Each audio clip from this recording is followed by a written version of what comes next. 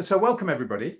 As I said, my name's Stuart Easton. I'm the CEO and one of the founders of TransparentChoice.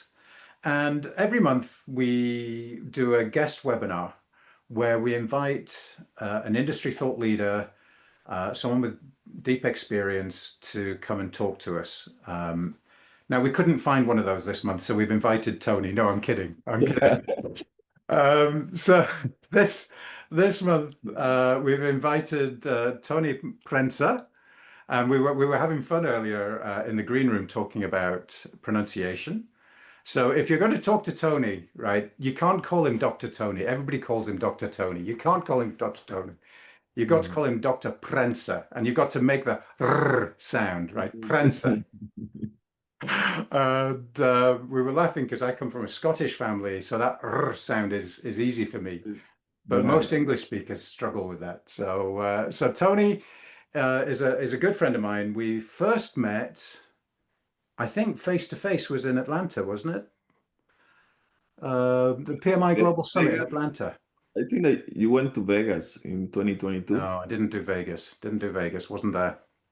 So was So I think Atlanta. it was Atlanta. Yeah. Yeah, the first time. Yeah.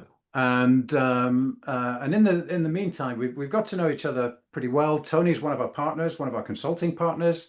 We're very proud to have him as a consulting partner. And he's a trainer and a consultant in the PMO space. Clearly a very learned gentleman, and a lot of fun just to hang out with, I've got to say. So today we're going to talk about how to develop high impact PMOs. Tony's going to give himself a bit more of a formal introduction later on. And what, Joe, I like that. What happened in Vegas stays in Vegas. Heck, it must have been good because I didn't even make it to Vegas. What happened on the way to Vegas stays in Vegas. So anyway, Tony's going to give us a bit of a presentation, but as usual, I dare say I will interrupt and ask questions and do all that kind of good stuff. So, Tony, why don't you pick up from there and introduce yourself, and let's jump in. Thank you, Stuart, for having me today. And thank you to everyone taking the time to listen to Stuart and me. This is the title of the topics that we have: building a high impact PMO from framework to enterprise level execution. I always like to start with a quote. Sometimes I make the quote, so sometimes I just put something to set the tone for the meeting. So high impact PMO. It's not about establishing governance departments or auditing department organization. When we say high impact PMO, is to empower strategy. I like, and is a friend of Stuart too, Laura Barnall, and she has a book, Impact Engine. When we said high impact PMO, taking what she said in her book, is also is the PMO to accelerate study delivery. So with that in mind, so that's how we're gonna be discussing. I always like to always share number. People like to have number story. So there is a couple of interesting numbers from PMI, for example. They say the PMOs that align to a strategy are 38% more likely to achieve project success. Another interesting number that came out recently in the report that PMI issued earlier this year, maximizing project success. 91% of executives says delivering business value is more important than finishing on time, on budget. That was the old metrics. A project was successful if we deliver according to people constraint. And there are other numbers that I don't gonna go into all the detail. So And this is really cool, right? Because that 91% number is really important, right? If you remember nothing else today, remember that number. right, yeah, Because that number tells us that your executives actually don't care about your project, right? They don't care about your Gantt charts and your methodologies and agile versus waterfall versus banana scrum split, whatever, right? They don't care. Yeah, as you said, they don't care about the dogs, they care about the eggs. Absolutely. We got the ducks. That's a We have the ducks. famous quotes from Stuart. So look at the bottom, it said failure to demonstrate value. And we can have different line items to consider that. It could be misalignment with strategic goals. It could be poor stakeholder engagement, inconsistent use of processes, bureaucratic approaches, lack of executive support. There's many reasons why we consider PMO fail. But the only reason is to demonstrate value. And you can put different uh, names to that kind of things. And so there's a first question then, Tony, from Guy Wolf. So Guy says, in the instance where PMOs fail, and you haven't put a statistic for that, but two-thirds fail within or half fail within the first couple of years. So in the instances where PMOs failed, what are the two or three most likely causes? And I think you just hit the main one, right, which is that they just don't deliver business value. Mm-hmm. Yeah, I would say we can call it different name, but it's to demonstrate value. And nobody want to invest on something that doesn't have any value to you. So if you pay for movie tickets, it's because you think that movie is going to have value. You want to watch the movie. So the end of the day is the failure to demonstrate value. And what is value? That's an interesting question. You Yeah, need, and I would say in the yeah, vast majority of cases where a PMO fails, it's just because they haven't delivered the value that the business wants, right? Fundamentally, that's it. So I don't think there are two or three reasons. I think there's one reason. exactly. Just one reason is to demonstrate the value. And you can have a lot of excuses. That's how usually we do a lot of excuses just to feel well ourselves. So at the end of the day, the executive says, you don't have value, so we don't need you. A little bit about me. I don't gonna say everything. So people that follow me in LinkedIn, they know me very well. So what I consider myself, I am a lifelong learner, and the other day I got a couple of books that somebody suggested in a webinar that I attended. So I ordered books. That's if you come to my house, you're gonna see thousands of books. That's the that I have passions about reading, learning, exploring what other people think, and that helped me to have some knowledge. Also, to expand my ability to write. So I wrote my own books that was launched this March about digital project management. So if somebody is interested, it's in Amazon, both uh, papers and digital. So that's me. So I have passion for project management and digital transformation because that's the only thing that I have done in my life since I was 17 years old. I'm working in the IT.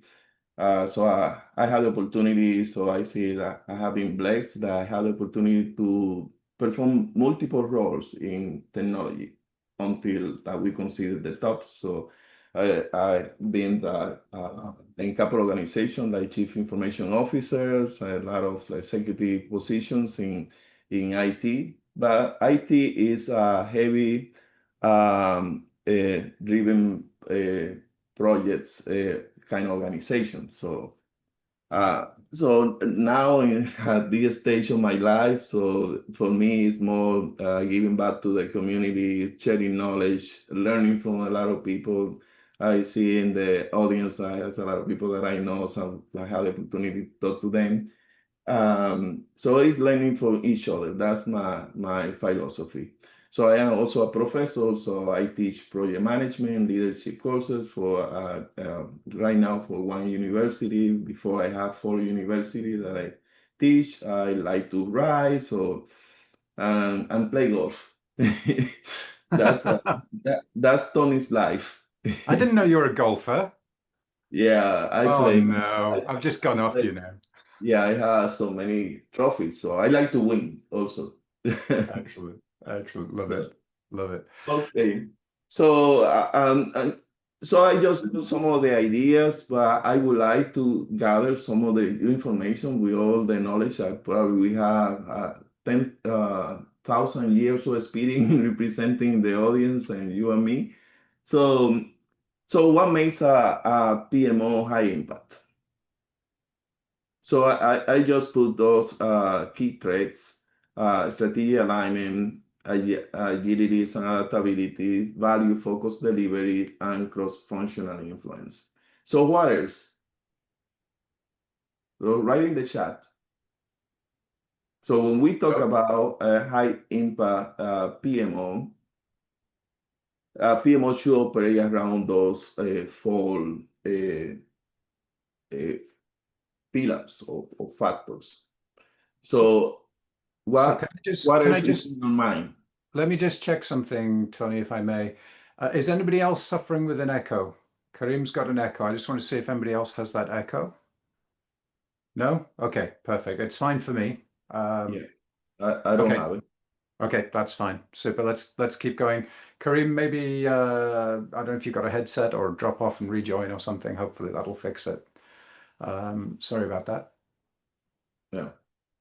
Brilliant. So, Sorry, carry on, Tony.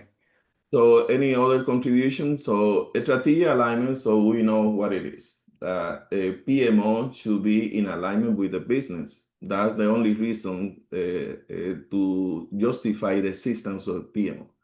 If you are not aligned with the business, making sure we support those strategic goals and the business prosper. So what are you doing? So the So, other thing is about adaptability. So the business change every day, the world change every day. So we need to move with the flow. It's like I like a quote from Bruce Lee. You need to be like water. So I am also a martial artist. So I am black belt in karate. So I love martial arts. So Bruce Lee has an interesting quote. You need to be like water. That means adaptability. And value focused delivery is not about outputs, and we are tired of listening the same thing. It should be outcome based. It should be everything that you do for the organization should add value. It doesn't matter what you do. Everything needs to add something that the company or the organization uh, enjoy. And the other thing is the high impact PMO is not just for IT, it's not just for finance, it should be cross-functional influence. That's the high impact PMO. Anyone that have a problem or an idea, they should go to the PMO. I have a dream last night, oh, let me talk to the PMO director. That's the kind of things that I consider high impact PMO. Should be so, there. so, so I'd love to come to some of the questions from the audience, Tony, Mhm. if I may. So the first thing is, we're using this word value, Mhm. and Angeliki, who good to see Angeliki. Uh, she asked the question, who defines the values? And there's a related question from Ceres, which is, whose responsibility is it to communicate the strategy to the PMO? So if 33% of execs believe the PMO don't understand the strategy, then surely the execs aren't communicating it clearly. So those questions are probably linked a little bit. Yes, So what do you think? What are your thoughts? yeah, well, so the first thing, value is very ambiguous because value depends on the people that you're serving. In that case, so Americo Pinto, they come up with the concept of perception of value. So what is value for your customers, your stakeholders? They are the one that they need to decide what is value for them. So if they consider value is to grow revenue, well, that's value. If they consider value is to increase in market share, that's value for them. Operational efficiency, that value for them. Reputation, that value for them. So that's something that you need to figure out what value for your customers, your PMO customers. And there's two sides to this, right? The one side is about what's valuable to the PMO's customers as services, right? So the executives might want, visibility and control, whereas the project managers might want lightweight templates. Don't do too much. Don't go over crazy with your templates, right? But they want a little bit of structure just to help them be more effective, right, and helpful. Or maybe they want some reporting help, or they want some other kind of help, right? So there's that kind of value. Mhm. But when Tony's talking about value focused delivery here, that's about the value that the project's going to deliver, right? So not the outputs, not the deliverables, but the Exactly. business impact, right? So shift from being about the duck, right? It's not about the duck. We don't care about the duck, the boy duck or a girl duck. We don't care. We just want eggs. We want the value from the projects. And so this value focused delivery is all about focusing on the eggs, focusing on the business impact. So there's another statistic, Tony, which was, because you talk about strategic alignment and value focus there. Oh, brilliant. Do you know what? Dive into this because I think you're probably going to answer the question I was about to ask. So I'll shut it.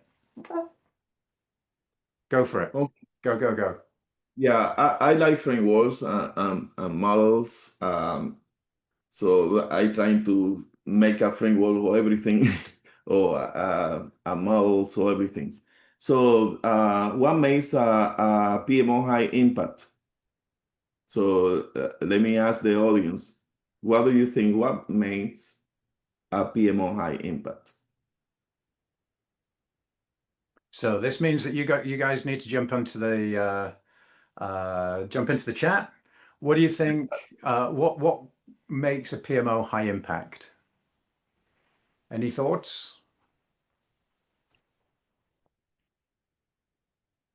I can see the chat too.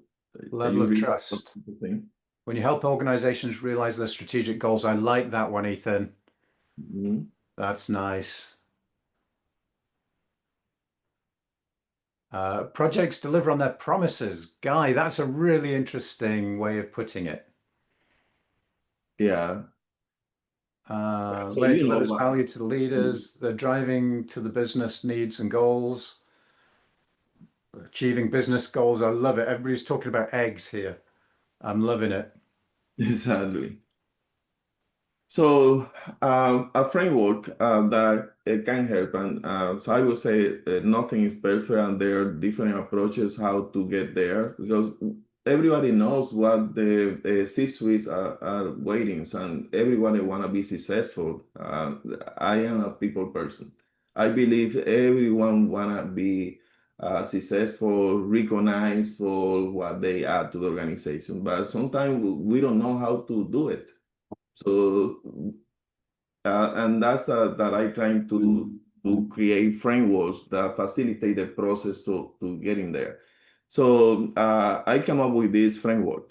So first, you need to start with the vision and the mandate. So you need to have a mission. We are in a world.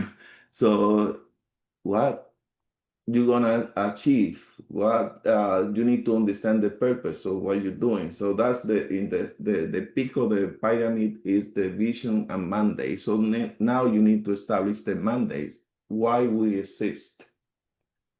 Also, but you need to start first with the organization, why the company exists.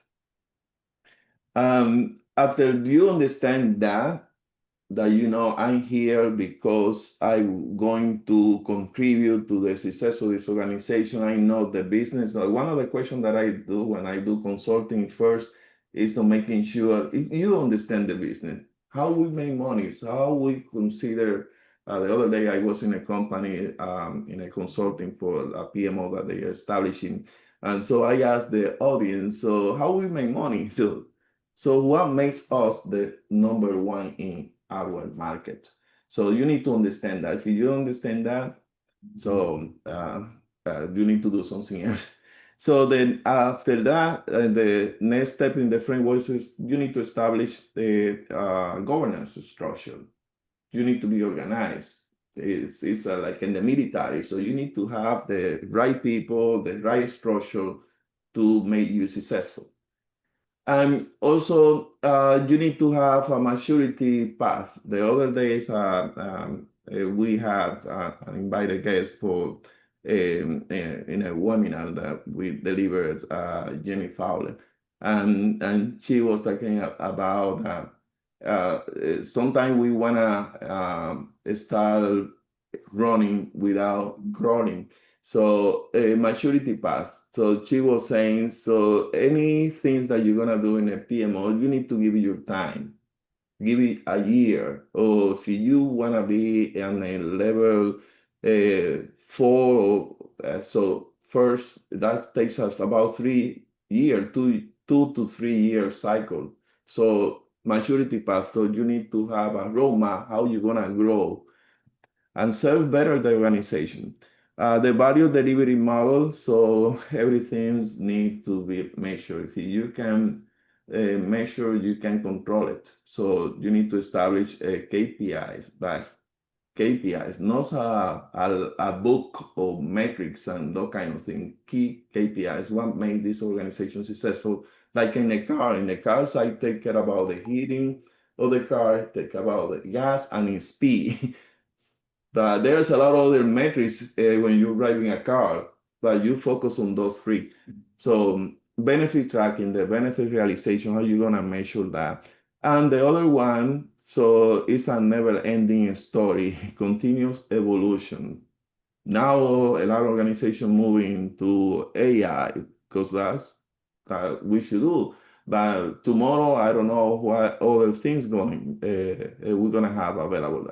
So continuous improvement. Not only so think about the three things that are important in organizations are people, technologies, and processes. So all the improvement should be around that. So so this is a simple framework that you can implement. So I think I have a case study that have a sample. So how can you draft that?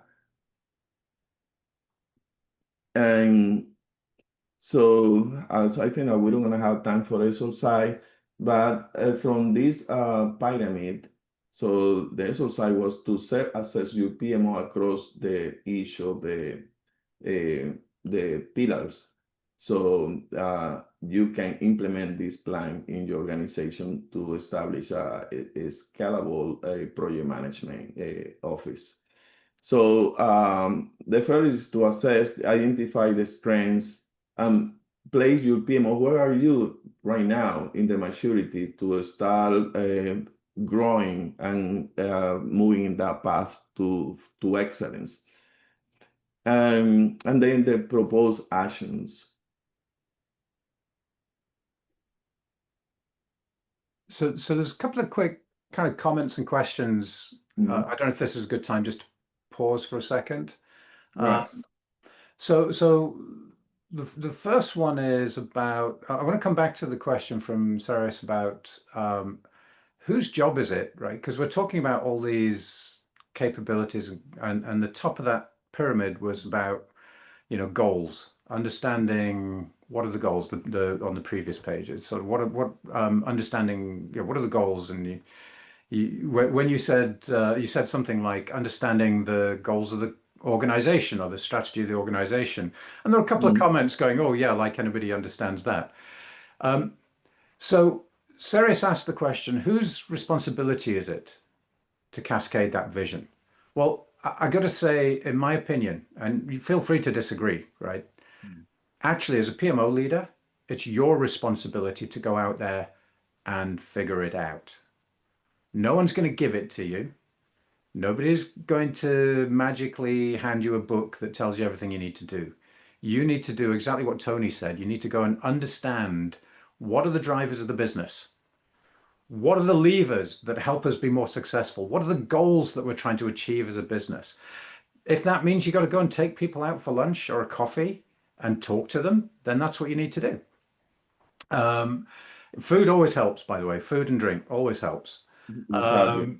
Um, but sometimes you can do it more formally, right? You can go and actually talk to the leadership team and ask them, and just say, and or you can read the strategy documents. We've got a little AI agent that we use where when we're working with customers, we take all the strategy documents we can get our hands on, and we drop them into this little agent that's been trained to look for signals, and then it comes back with kind of this summary of what we think the prioritization criteria should be based off all the strategy documents, right? Great starting point. There's so much you can do to go and figure it out. Don't wait for someone to give it to you, would be my suggestion. Yeah, definitely. So one of the things that I say is that we need to switch our mindset. It's not about asking, it's also helping to co-create. But how are you gonna co-create if you don't understand? So you need to become as students passionate about the business. If you, let's say, most of my experience have been in the financial sector in banking, but I took the time to understand the business. It's like you need to pretend that you are the owner of the business. So you need to have the same passions about what the senior leadership have. So in that way, you're gonna be one of them, and you can ask them to help in the co-creation, because it's not like I'm gonna go and talk to Stuart. Stuart is the CEO, and just gonna take no, but what he's thinking. So what you doing? That's a reactive way of management. So you need to be proactive.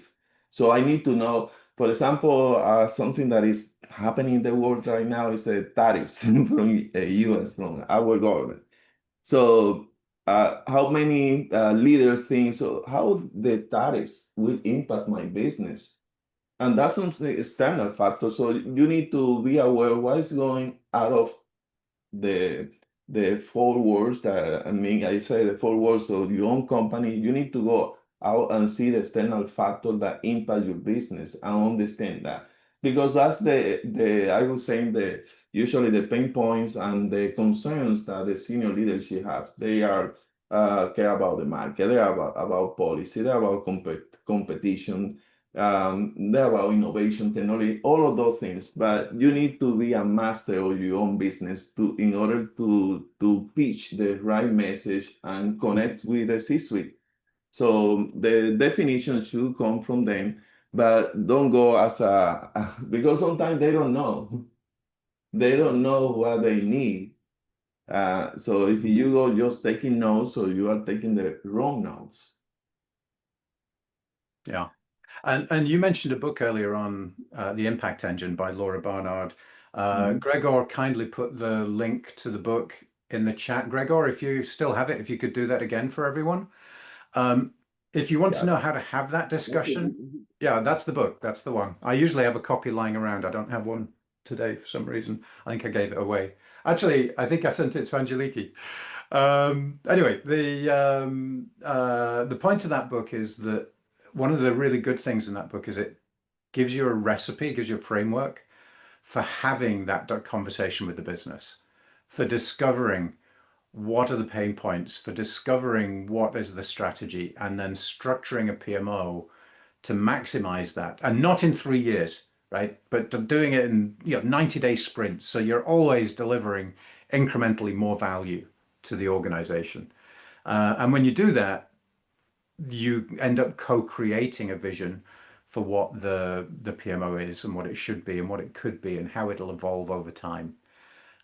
So I strongly recommend that book for anyone who's on that journey. Yeah. Brilliant, Tony. Over to you. We have more questions in chat, but I'm going to give you some more space now, and then we'll come back to these other questions in a while. Yeah, I believe in co-creation because participation take you to committed people. If I don't participate, it's your own decision, it's your own way of thinking. But if I participate, I take ownership. So that's a basic things in management. If I co-create, that means that I take people into a room and we have and make them important. So they are the one that are deciding. So the other days in that was in another countries that I just had a group of managers in the room and they decided what was the problem and what the potential solution. So I just put that in a papers and sent it to the senior leadership and they said that's exactly what we were looking for. But I didn't know anything, they didn't. We make a couple exercises to understand the pain points, the potential solution. They gave the solution, so I didn't recommend anything from myself. They did. So that's the thing of co-creation, and they are supporting those because they did it. It wasn't like a consultant came from somewhere and told me what I need to do. They know what I need to do, but the management is supporting them in doing. So a high impact PMO should deliver from functional portfolio visibility. Everybody need to know what's going on. Executive decision support, risk mitigation is important from the strategic standpoint. And again, the value driven or output focused value realization. So a lot of people talk about benefit realization, but are you actually doing benefit realization in your organization? So that's a high impact PMO should deliver. So I have a questions. I have many of those slides, so if you can answer those questions. Is your PMO design just to manage or to execute? Okay. So you're asking the audience, Tony? Yeah, so if they Right. can just interact with us. So is your PMO designed for administration or execution? So that's another things that I've have over the year working with different organizations. The 7 core components of PMO strategy. So you need to establish a PMO. What is a PMO? It's a department. For me, it's a business unit. You need to make a business unit because you support the business. It's not a support department for me. When people say, well, we exist to support the project managers, the function managers, the business. So that's for me, that's reactive. So you are the business. Like when I started in technology, the data processing center, they were support. Now technology with all the digital transformation is the business, not a support function. We are the business. So the same thing that with PMO. But those are the 7 components of the PMO strategy. You need to establish a vision and mission, align with the vision and mission of the organization. Organizational alignment, the maturity and the evolution roadmap, so the value journey, define the metrics, KPIs or OKRs, customer engagement, so the PMO practice guide from PMI, they have a lot of things about customer-centric organization, so you can learn from that. They have a roadmap, the PMO customer life cycle. So I recommend you to take a look. If you are a PMI member, you have access to the practice guide free. So this component will help you to create a foundation for long-term value. So going to, I don't think that we're gonna have the time to go. So they're gonna have access to the slides. So I share it with Yeah, you. yeah. Mm-hmm. Yeah, so you can take, for example, when I said this is the roadmap for aligning, because a lot of people talk about alignment. So PMO should be aligned with organizational strategies. But how I do that? So I created like a 4 steps that you can work in alignment with the strategic goals. So the first stage is the strategy discovery. So what activities you're gonna do there to review the strategy plan that you were saying. So you need to go into those documents. That what I figured out in certain country, that's like a top secret because they say I talked to one PMO manager and he said I don't have access to that information. Like senior leadership, they say it's not top secret. They don't share a strategy. But you need to look if you don't have formal written documentation. So do some observation finding, but you need to find it. So review the strategic plan, stakeholder engagement.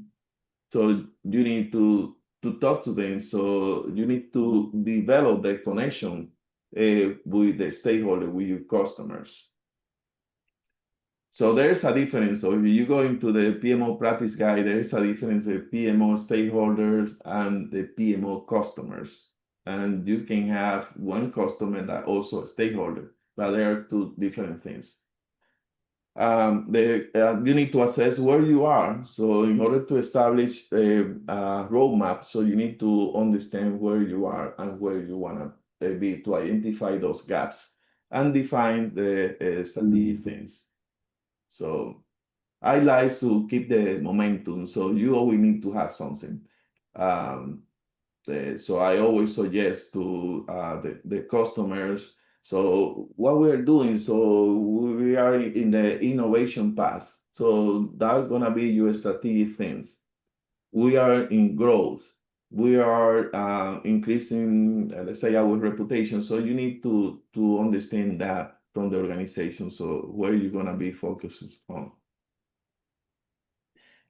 The second stage is to define the objectives and alignments, and there are multiple So activities. Tony, Yeah. Tony, sorry to interrupt. So there's a bunch of chatter from various people, including Guy and others, Michelle and others, on this issue of KPIs.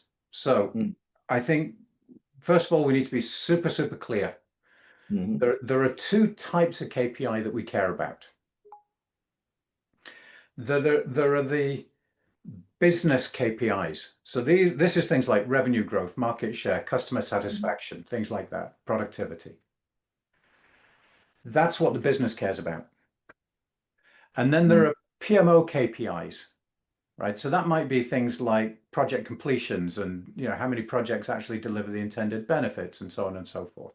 Mhm. So question from the audience, Tony, is do you have any recommendations or a list you can share of sample KPIs for the PMO side of that, right? Because every business has its own business KPIs, right? So there is no magic bullet, right? We actually have an ebook. Lenora, if you're on, perhaps you could share the ebook to the criteria ebook, which has about 80 something criteria. The criteria are basically business KPIs when you're prioritizing. So it's got about 80 of them structured into groups. So if you're interested in that, that's great. Download that ebook.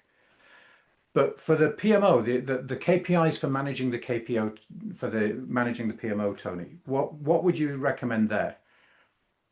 Yeah, so you said that well. So KPIs, so I have seen books or KPIs that prepared by the PMO, but they have, like you mentioned, project management KPIs that only care is they only add value to the project managers. The PMO have their own KPIs, but the KPIs that the C-suite care about is the business KPIs, and you need to do the same that I'm saying, the value delivery outcome based. So you need to attach the KPIs to the value that you add into the business. Because who cares that you completed the projects, you have, like say, 100% success rate in completing projects. So who cares? So that's the kind of KPIs. I have that we go deeper in the workshop that we have of the certification as a certified business practitioner.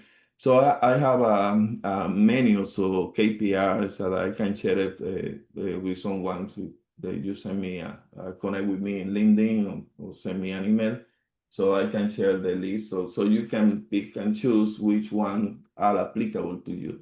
Because in order to establish KPIs, you also need to make an analysis what behavior you want from your company. So that's the reason that I said KPI in a car. So I put too much attention to gas because I don't want my car to stop in the middle of the highway. I put attention to the speed because I don't want to get in trouble with the police and those kind of things. So, but I have a list of KPIs, sample KPIs that you can pick and choose and see if they apply to your organization. The stage 3 is execution enablement. In that stage, so we have different activities. And so what I'm providing you is how you align PMO objective with strategic goals. That's the connection with the business. So those are the steps. So activities in that stage is the portfolio prioritization.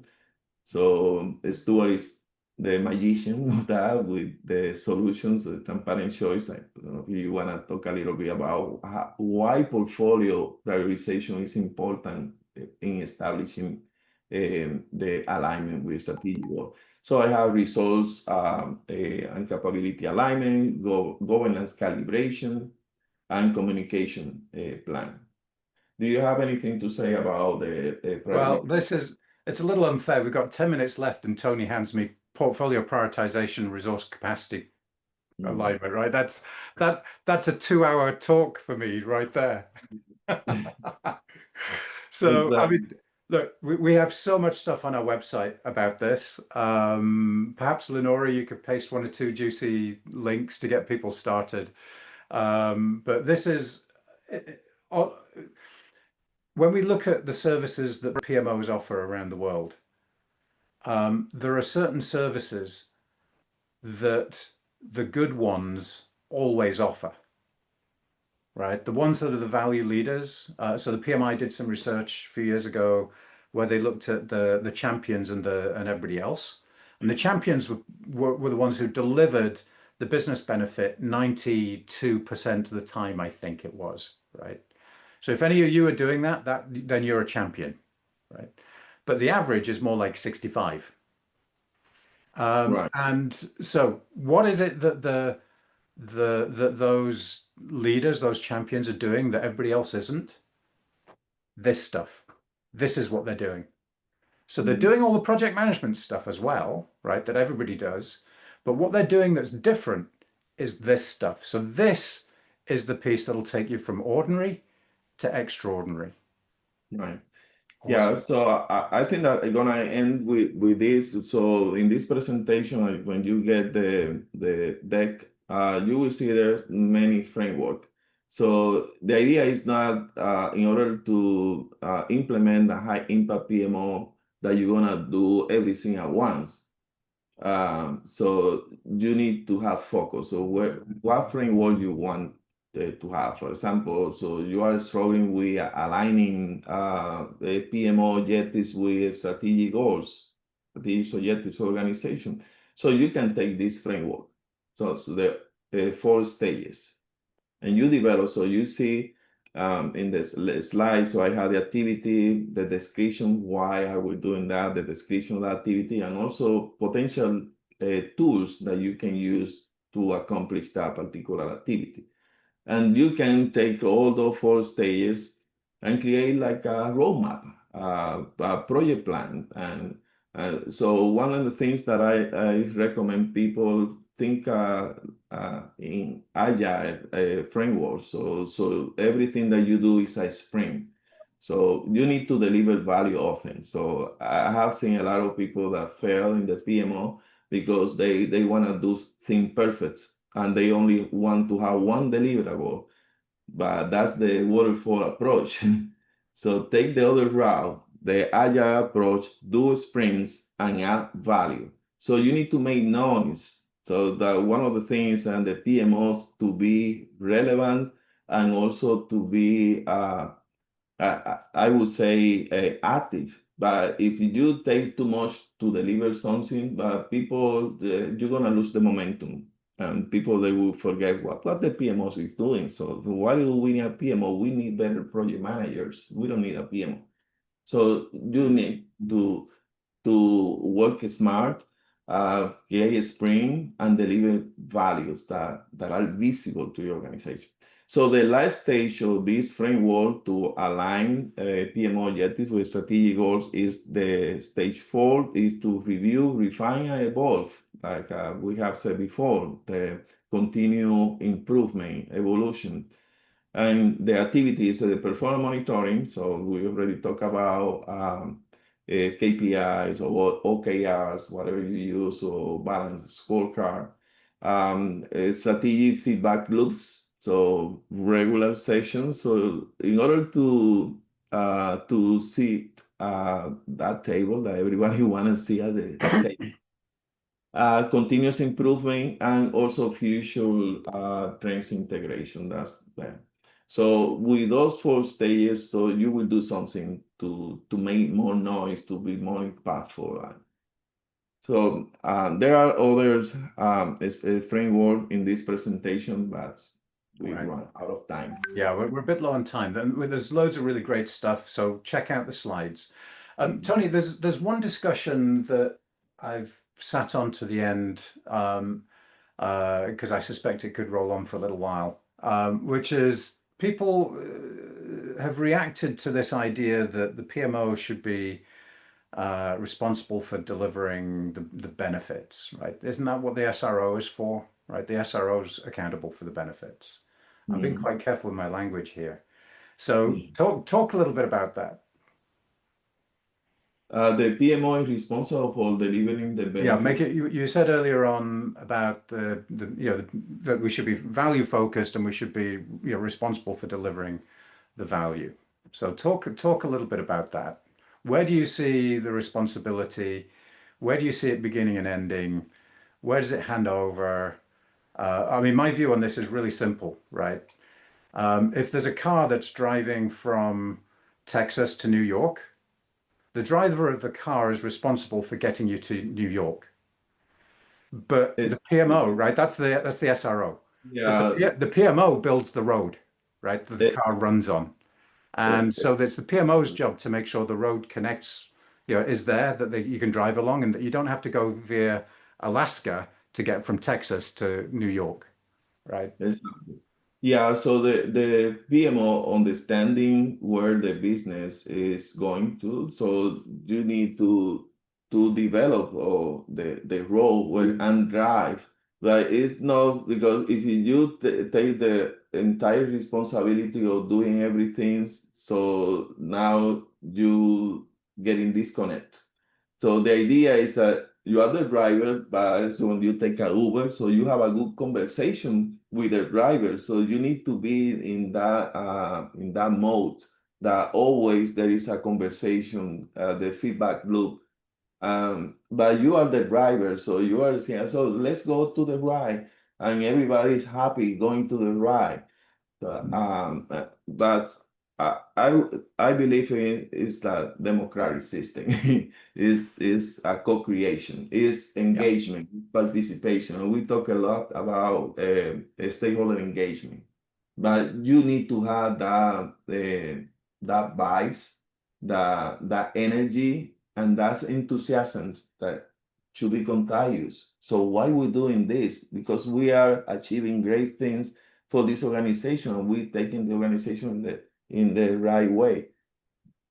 So think about why people say the SRO has your exec sponsor has to be responsible for accountable for the outcome. It's because they have the power within BAU to make change happen. Exactly. But they are not change experts. They're experts in their business. It's not their job to be the change expert. Their job is to be the person with the power that tells people what to do, right? Exactly. So the job as the PMO fundamentally is to do anything and everything from capturing strategy to selecting projects to delivering outcomes to managing risks to reporting to tracking benefits, whatever you need to do to make sure that the business gets the benefit. That's your job, in my view. Now, of course, the exec sponsor is still accountable for banging heads together when they need to, right? But your job is to make sure that all that infrastructure and that process is in place and is working and is efficient. Having said that, what you were just saying, Tony, about co-creating, you can't jump to that endpoint where everything is amazing in 1 day, right? It's a journey, it's an evolution. I loved what you had in your slides about that roadmap, having the evolution roadmap. Right? So it's an evolution from where you are today to where you should be, where those benefits are being managed right the way through the business. And at the end of the day, right, the PMO has one job, which is to maximize, I would say, the business return from the investment in projects. Right? That's it. That's the job description. And you need to do whatever you need to do to maximize that return on investment. And so every organization is going to be different. Tony, you were involved with the PMO value ring, right? That whole PMO Global Alliance thing. The whole point to that is that it's an iterative process of driving towards what those PMO services should be to enable that value creation. Right. Yeah, I have talked to a lot of PMO managers, directors. So this is like I said, never-ending story. So they said, "Oh, so I have a PMO. I already done." So they go into the operation mode, so making sure the projects are running, etc. But so it's that when I got my black belt in Cararis, I thought, so I graduated from Cararis. I already have my black belt first time. And so the Grandmaster said, Tony, you are ready to learn. You don't know anything about martial arts. Now is that you're ready to learn, getting new knowledge. So when you establish your PMO, you are ready to learn. And that need to be reviewed constantly because the organization changed. So I already have a roadmap, but that roadmap need to be reviewed every certain time, quarterly. If the business change, so you need to go back. Let me see if my roadmap makes sense for the actual context that the organization is living. So it's, as you mentioned, it's an evolving thing. Everything changed, so you need to realign. That's the adaptability approach take place. So some reflection for you. So we already talked about that. So PMO must align with executive priorities, the pain points, what they care about.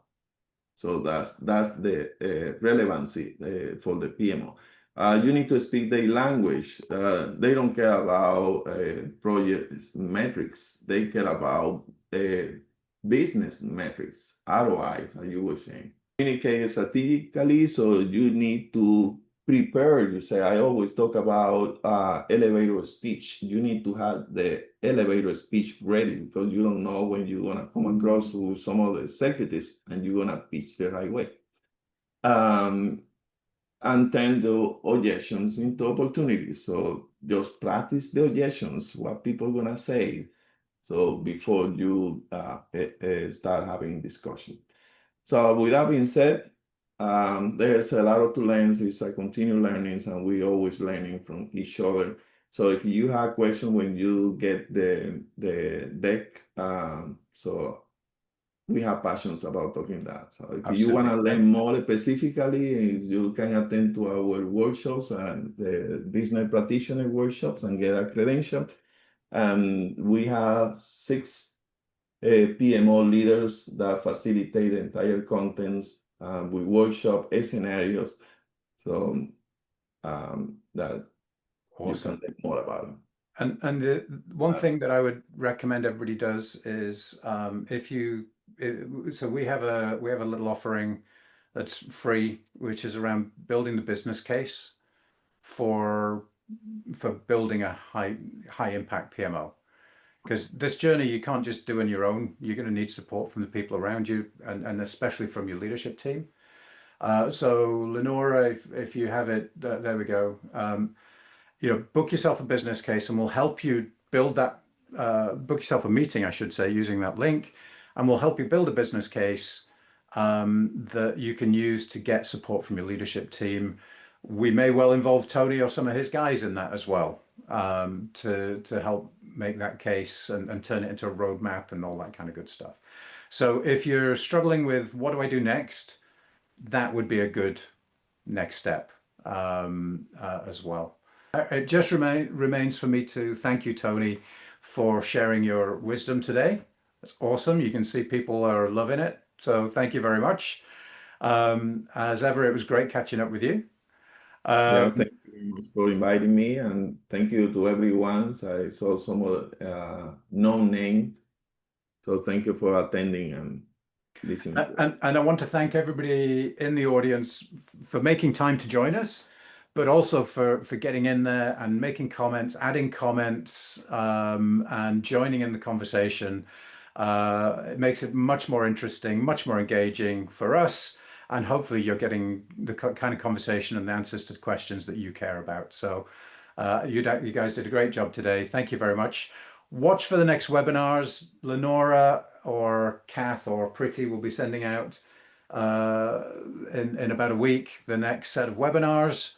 The next one will be a demo webinar towards the end of the month, and then we'll have another guest webinar next month. So Tony, great job. Thank you very much. Yeah, thank you. Well, nice to see you. And we'll see you all next time.